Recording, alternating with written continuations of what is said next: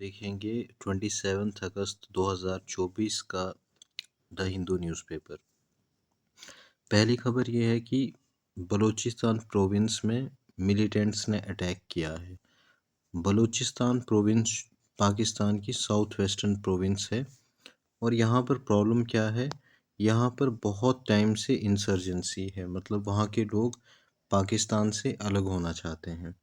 Issue इतना सा है, हमें सिर्फ ये ध्यान रखना है कि बलूचिस्तान पाकिस्तान की साउथ वेस्टर्न प्रोविंस है। नेक्स्ट खबर है कि अमित शाह जी ने, जो हमारे होम मिनिस्टर हैं, उन्होंने लद्दाख के लिए 5 नए डिस्ट्रिक्ट्स अनाउंस किए हैं। इसको याद करने का तरीका ऐसा है कि CDS न्यूजीलैंड, CDS NZ। तो कौन से डिस्ट्रिक्ट्स हैं? चांगथांग, द्रास, शाम, नुब्रा और जंस्कार।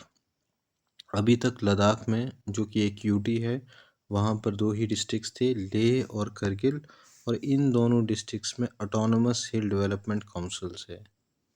तो बस इतनी सी खबर है कि 5 नए डिस्ट्रिक्ट्स लद्दाख में अनाउंस हुए हैं। उसके बाद यहाँ पर इस न्यूज़ में एक KNO नाम की ऑर्गेनाइजेशन है, कुकी नेशनल ऑर्गेनाइजेशन। उनके लीडर ने बताया है कि अभी तक सेंट्रल गवर्नमेंट ने हमें बताया नहीं है कि कौन कौन सी वायलेशन कुकी जो ग्रुप्स ने की है। एक्चुअल में मणिपुर में रिसेंटली बहुत सारी खबरें आई वहाँ से कि वहाँ मीती कम्युनिटी और जो ट्राइबल्स, ये हिल के लोग थे, उनके बीच में बहुत सारी कम्युनल क्लैशेस हुए हैं।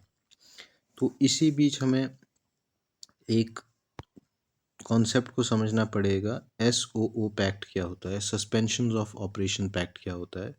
सस्पेंशन ऑफ ऑपरेशंस पैक्ट एक ऐसा पैक्ट होता है जिसमें सेंट्रल गवर्नमेंट, स्टेट गवर्नमेंट और इंसर्जेंट ग्रुप्स जो हैं वो तीनों साइन करते हैं और ये अनाउंस करते हैं कि हम कुछ देर तक पीस एग्रीमेंट रखेंगे। पीस एग्रीमेंट पहुंचने से पहले ये सस्पेंशन ऑफ ऑपरेशंस पैक्ट होता है, जिसमें वो अनाउंस करते हैं कि हम यहाँ से कोई भी रिटेलिएशन या नया अटैक नहीं करेंगे। तो हमें ध्यान रखना है कि सस्पेंशन ऑफ ऑपरेशंस पैक्ट जो होता है वो पीस एग्रीमेंट के पहले एक पैक्ट होता है। इसमें ऑर्गेनाइजेशन, जो भी इंसर्जेंट ऑर्गेनाइजेशन है, उसको अपनी वेपन्स, अपने जो भी फाइटर्स हैं, उनकी लिस्ट प्रोवाइड करनी होती है गवर्नमेंट को।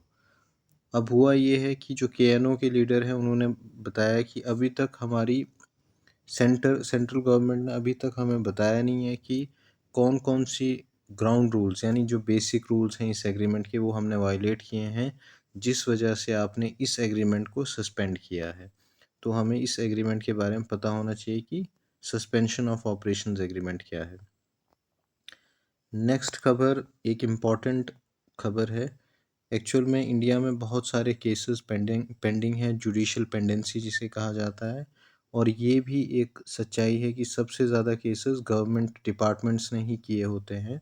तो हाई कोर्ट ने क्या किया है, तमिलनाडु हाई कोर्ट ने गवर्नमेंट पे ही पेनल्टी लगाई है, क्योंकि उन्होंने कुछ ऐसे केसेस हाई कोर्ट के सामने रखे थे जो जिनका खास फ़ायदा नहीं था, मीनिंगलेस केस थे।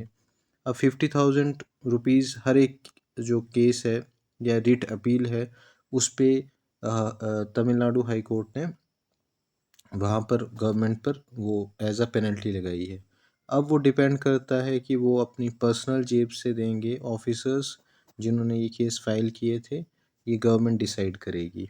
लेकिन ये एक अच्छा स्टेप है ताकि बिना मतलब के केसेस हाई कोर्ट तक ना पहुँचे।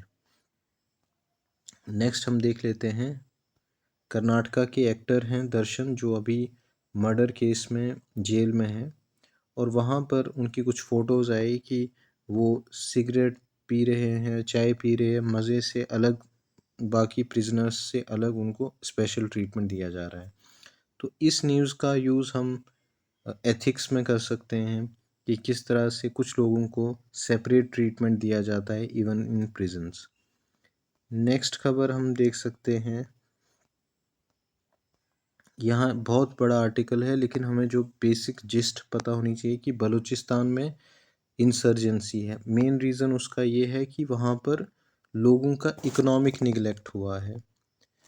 ये एरिया जो है इसमें काफ़ी अच्छे रिसोर्सेज मिलते हैं, जैसे कॉपर है, गोल्ड है, कोल है, नेचुरल गैस है, और यहाँ पर 44% ऑफ पाकिस्तान का एरिया है। लेकिन ये एरिया बहुत टाइम से अभी तक जब से उन्हें इंडिपेंडेंस मिली है पाकिस्तान को, अभी तक ये एरिया बैकवर्ड है। और जब ये इकोनॉमिक निगलेक्ट हुआ है इस एरिया का, इस वजह से अब इंसर्जेंसी हुई है, और उसके अलावा रोज़ ये अटैक्स देखने को मिल रहे हैं। नेक्स्ट न्यूज़ हम देख सकते हैं कि बंगाल ने वेस्ट बंगाल ने कोर्ट सेटअप नहीं किए हैं रेप केसेस के लिए। एक्चुअल में जो यूनियन गवर्नमेंट है उसने एक fast track special courts scheme लाई थी 2019 में, और उसका मकसद ये था कि जो रेप केसेस हैं या पॉक्सो के केसेस हैं, मतलब जो चिल्ड्रन के खिलाफ जो सेक्सुअल हरेसमेंट होती है उनकी, या उनका मॉलेस्टेशन होती है, उसके लिए जो एक्ट है वो पॉक्सो एक्ट है।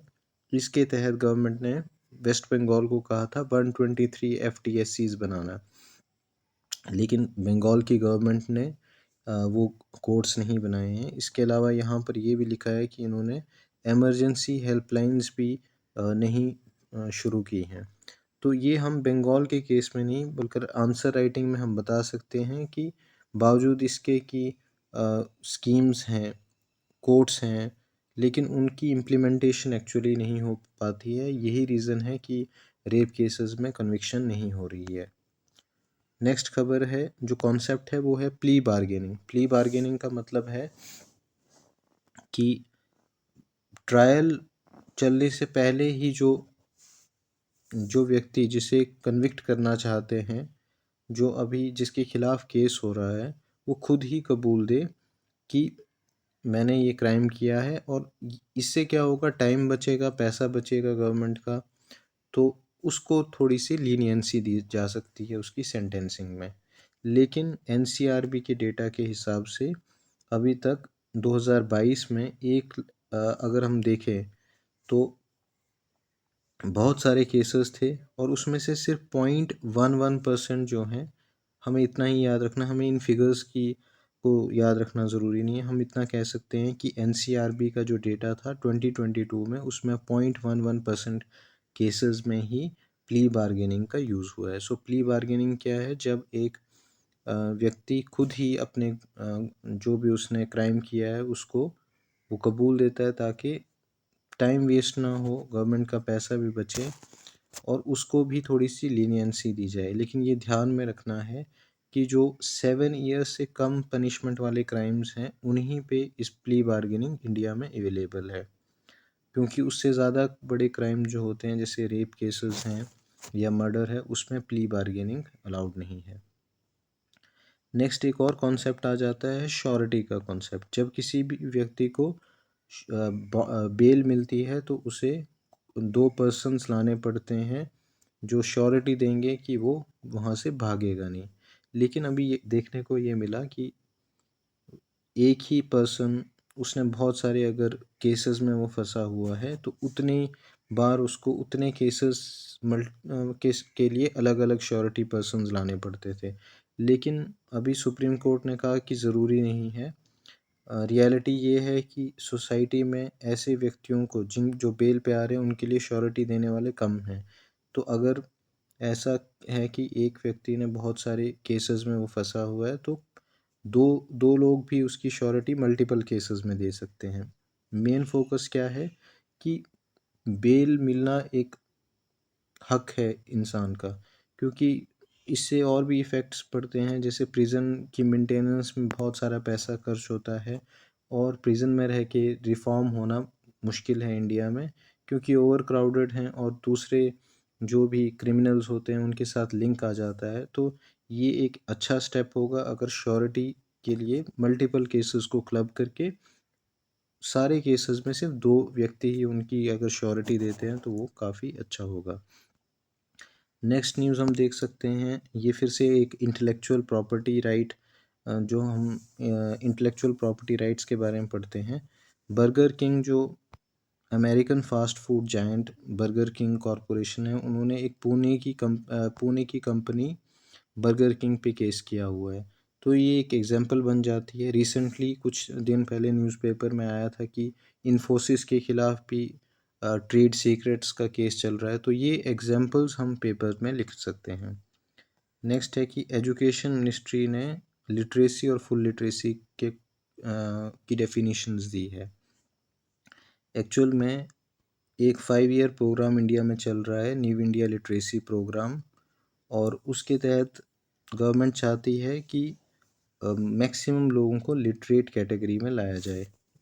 तो लिटरेसी क्या है? लिटरेसी है ability to read, write and compute with comprehension, पढ़ना, लिखना और समझना, और क्रिटिकल लाइफ स्किल्स जैसे कि डिजिटल लिटरेसी, जैसे मोबाइल चलाना, फाइनेंशियल लिटरेसी यानी छोटी मोटी ट्रांजैक्शन करना।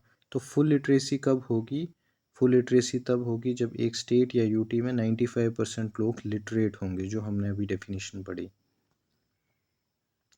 अभी इंडिया में नॉन लिटरेट्स के लिए अगर वो ये स्किल्स एक्वायर कर लेते हैं तो उनके लिए FLNAT नाम से टेस्ट हो रहे हैं, foundation literacy and numeracy assessment test. तो इसमें अगर लोग कोई पास होते हैं तो उनको लिटरेट की सर्टिफिकेट दी जाती है। तो यहाँ पर फिर बहुत सारे फिगर्स दी गई हैं कि इतने लोग इलिटरेट हैं इंडिया में। तो ये आप देख सकते हैं खुद ही। हमें कॉन्सेप्ट समझना है कि फुल लिटरेसी का मतलब 100% लिटरेसी नहीं।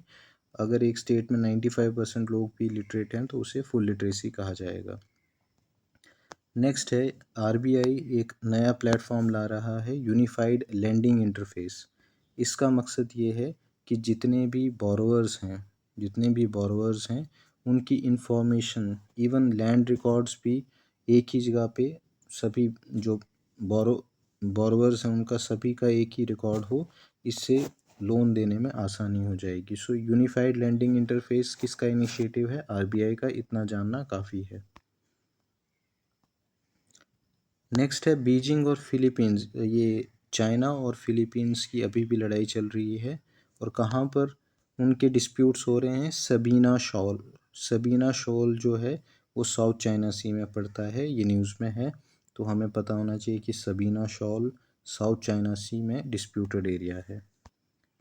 यहाँ पर एक टर्म आती है कि Japan scramble jets after Chinese aircraft violets it's air space.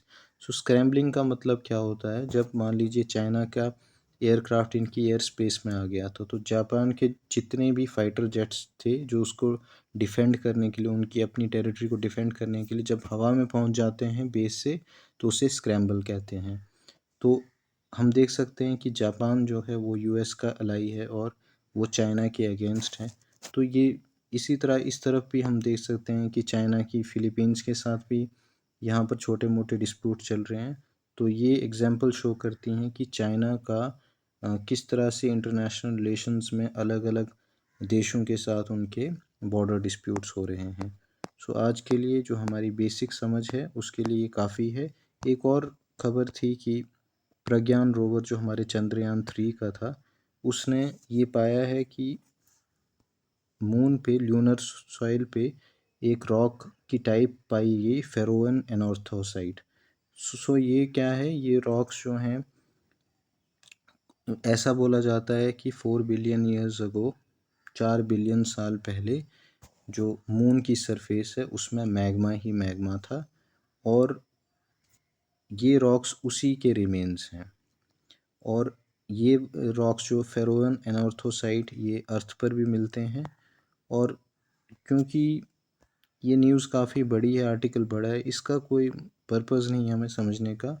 सिर्फ इतना समझना है कि हमारा जो चंद्रयान 3 का जो रोवर था प्रज्ञान, वो अब बंद हो चुका है, और उसने ये डिस्कवरी की है कि फेरोन एनॉर्थोसाइट रॉक्स जो हैं मून पे दिखे हैं।